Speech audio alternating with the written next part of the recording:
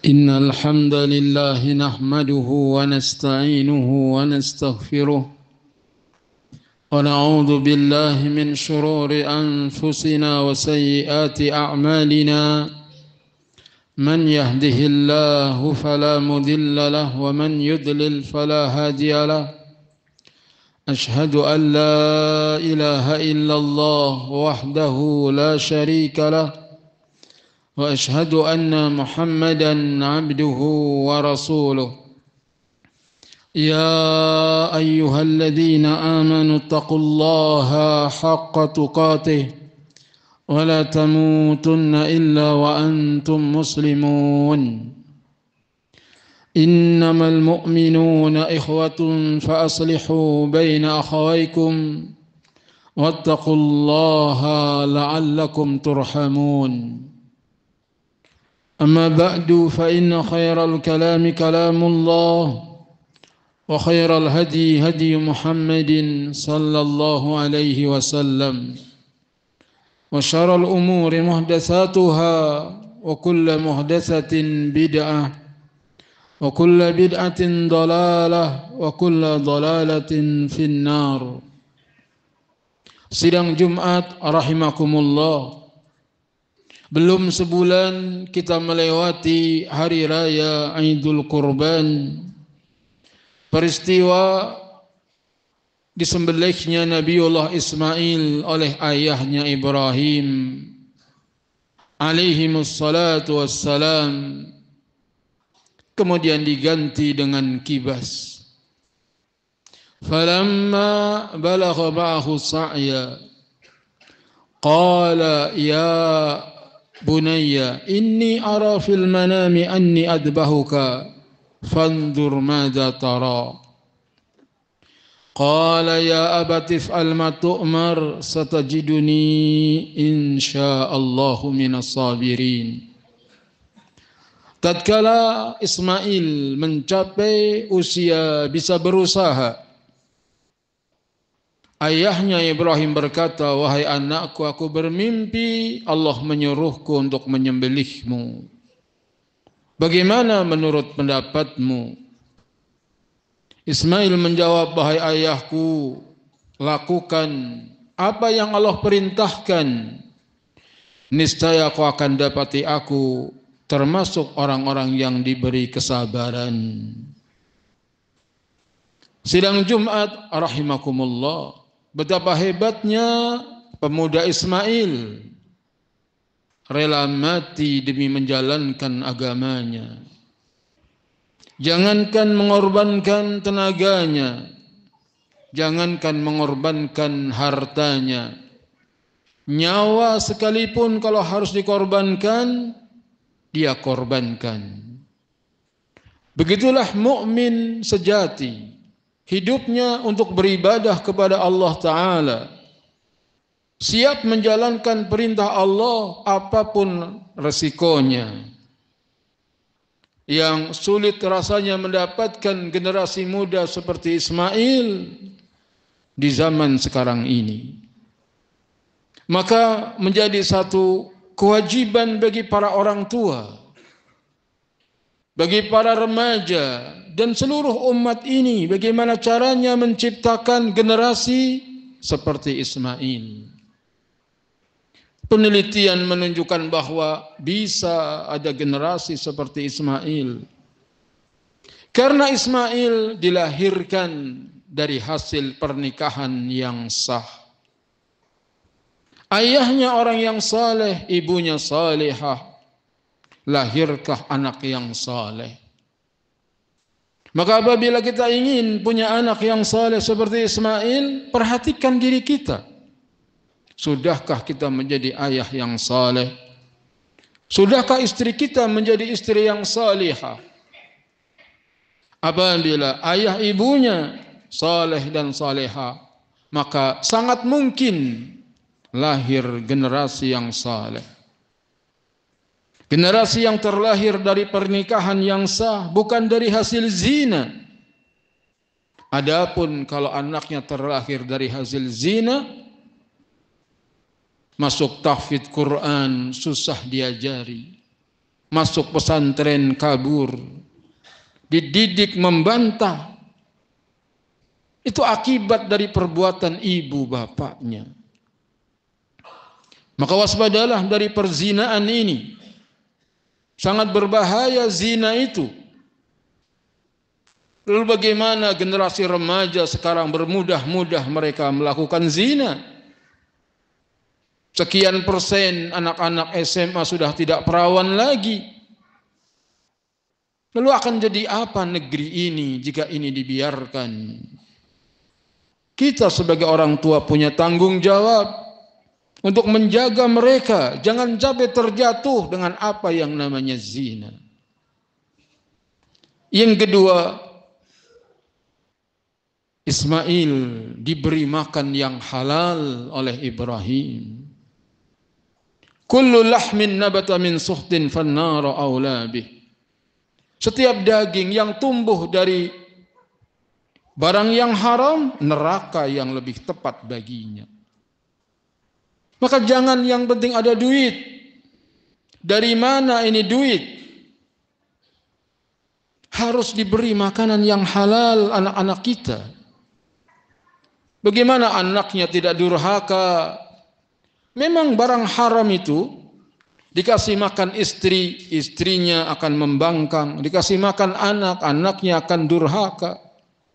Bahkan disedekahkan tidak jadi pahala.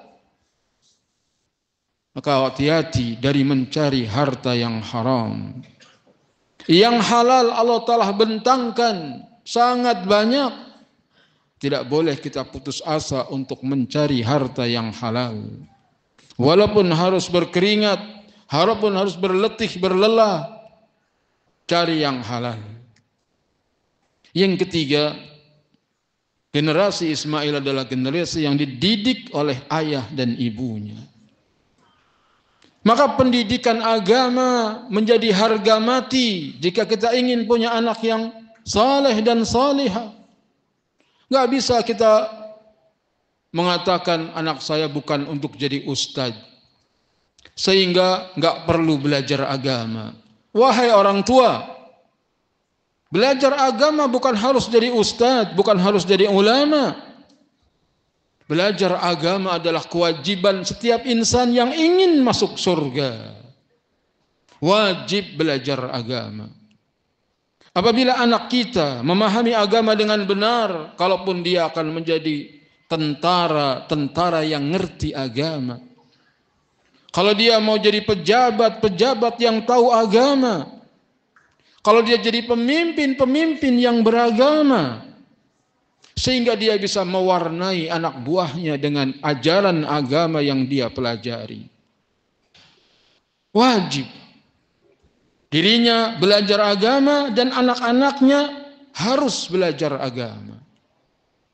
Adapun kalau tetangga kita, saudara kita, ada anaknya yang sudah diajarin agama, dipesantrenkan, ternyata lulus tidak seperti yang diharapkan, itu adalah ketentuan yang Allah tetapkan. Orang tuanya tidak disalahkan. Yang sudah diajar agama saja bisa demikian, lalu bagaimana yang tidak dikenalkan dengan agama? Maka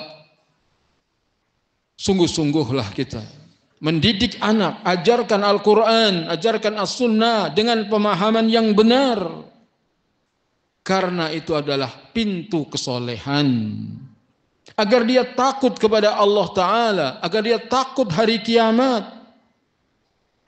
Pantes gedenya ada yang jadi geng motor, ada yang membunuh, ada yang berzina. Kenapa? Bapak ibunya juga tidak mengajarkan agama. Bahkan bangun jam 7 dan 8 tidak dibangunkan untuk subuh. Lalu bagaimana kita punya anak yang bisa diharapkan?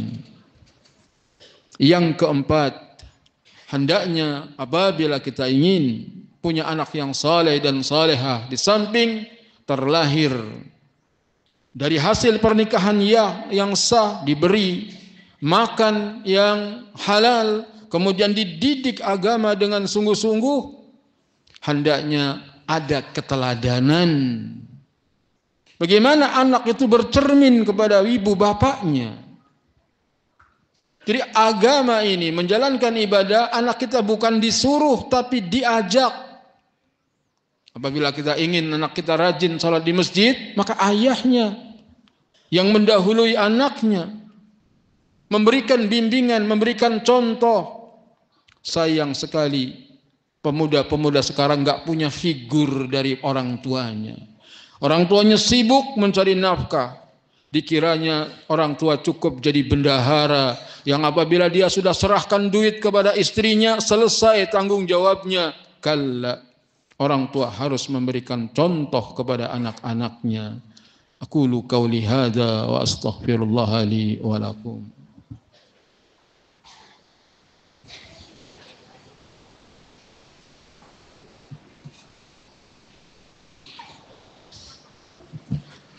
Alhamdulillah wassalatu wassalamu ala Rasulillah.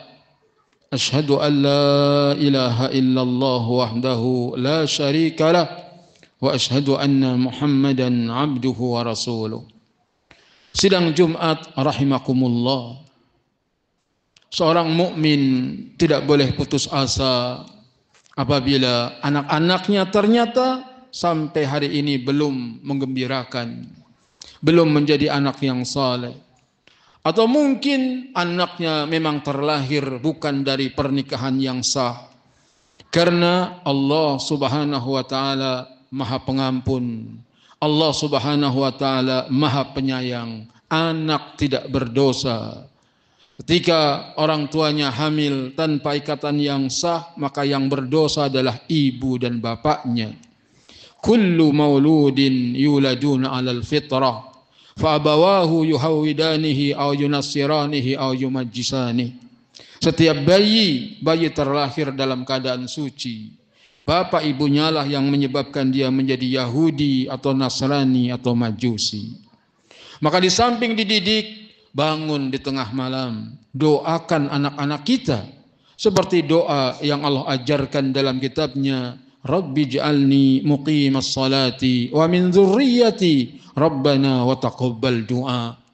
Wahai Rabbku, jadikanlah aku orang-orang yang mendirikan salat, dan juga anak keturunanku. Wahai Rabbku, terimalah doa kami.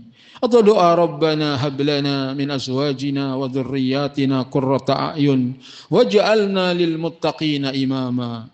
Wahai Rabb kami, karuniakanlah kepada kami, istri-istri kami dan keturunan kami penyejuk pandangan mata, dan jadikanlah kami pemimpin bagi orang-orang yang bertakwa. Abdullah bin Abbas berubah jadi orang alim karena doa Nabi SAW. Kata beliau, Allahumma faqihhu fid din wa 'allimhu ta'wil. Ya Allah, jadikanlah dia paham masalah agama, jadikanlah dia orang yang mengetahui tafsir Al-Quran. Maka Abdullah bin Abbas menjadi turjumanul Quran dengan doa Nabi SAW. Abu Hurairah apabila menuntut ilmu di hadapan Nabi, dia gelar sorbannya. Selesai ngaji, diikatkan sorbannya di kepalanya. Lalu Nabi doakan agar dia tidak lupa. Maka Abu Hurairah menjadi orang yang meriwayatkan hadis terbanyak karena kuatnya hafalan dengan doa Nabi SAW. Juga Anas bin Malik ketika dihadiahkan oleh ibunya Ummu Sulaim kepada Nabi SAW, maka didoakan oleh Nabi SAW, Allahumma atil umrahu wa aksir malahu wa waladahu. Ya Allah, jadikanlah dia panjang umurnya, banyak hartanya, dan banyak anaknya. Maka Anas bin Malik umurnya 103 tahun atau 105 tahun. Kemudian Anas bin Malik menjadi penduduk Madinah yang terkaya. Pernah terjadi satu wabah pada suatu kali yang meninggal dari keturunan Anas bin Malik lebih dari 100 orang. Itu semua adalah dengan doa. Oleh karenanya tidak ada sarana tercepat untuk menggapai cita-cita melebihi doa. Semoga Allah Subhanahu wa taala menjadikan rumah tangga kita rumah tangga yang sakinah, mawadah, warahmah, dan semoga generasi kita bisa menjadi generasi-generasi yang saleh dan salihah. اللهم صل على محمد وعلى آل محمد كما صليت على إبراهيم وعلى آل إبراهيم إنك حميد مجيد. اللهم بارك على محمد وعلى آل محمد كما باركت على إبراهيم وعلى آل إبراهيم إنك حميد مجيد. اللهم اغفر للمؤمنين والمؤمنات والمسلمين والمسلمات الأحياء منهم والأموات. اللهم اقسم لنا من خشيتك ما تحول به بيننا وبين معاصيك، ومن طاعتك ما تبلغنا به جنتك، ومن اليقين ما تهون به علينا مصائب الدنيا. اللهم متعنا بأسمائنا وأبصارنا وقواتنا ما أحييتنا، واجعله الوارث منا، واجعل ثأرنا على من ظلمنا، وانصرنا على من عادانا، ولا تجعل مصيبتنا في ديننا، ولا تجعل الدنيا أكبر همنا ولا مبلغ علمنا، ولا تسلط علينا من لا يرحمنا. ربنا هب لنا من أزواجنا وذرياتنا قرة أعين واجعلنا للمتقين إماما. ربنا اغفر لنا ولإخواننا الذين سبقونا بالإيمان، ولا تجعل في قلوبنا غلا للذين آمنوا ربنا إنك رؤوف رحيم. ربنا آتنا في الدنيا حسنة وفي الآخرة حسنة وقنا عذاب النار، والحمد لله رب العالمين. أقيم الصلاة.